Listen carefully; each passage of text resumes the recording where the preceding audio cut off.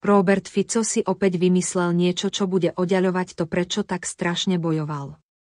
Dnes zverejnil video, kde opätovne kladie podmienky prezidentke Zuzane Čaputovej a snaží sa ju vohnať do kúta.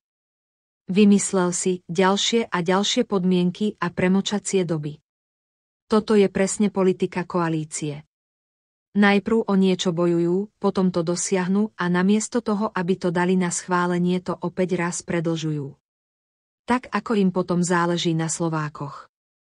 Robert Fico sa pridal k obštrukcii. Žiaľ, ako mu je zvykom, úplne zle a naopak.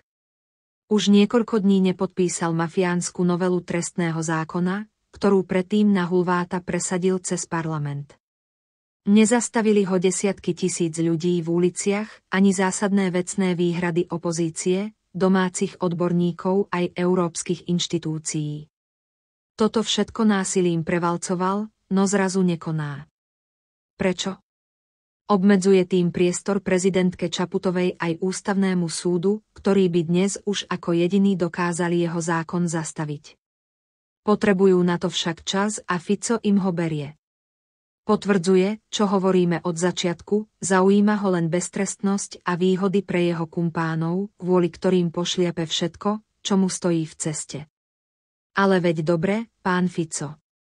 Každý ďalší váš podobný krok iba dáva ďalší argument ústavnému súdu na to, aby vašu mafiánsku novelu zmietol zo stola. A spoľahnite sa, budeme na to pamätať aj my v PS pri príprave našej ústavnej sťažnosti.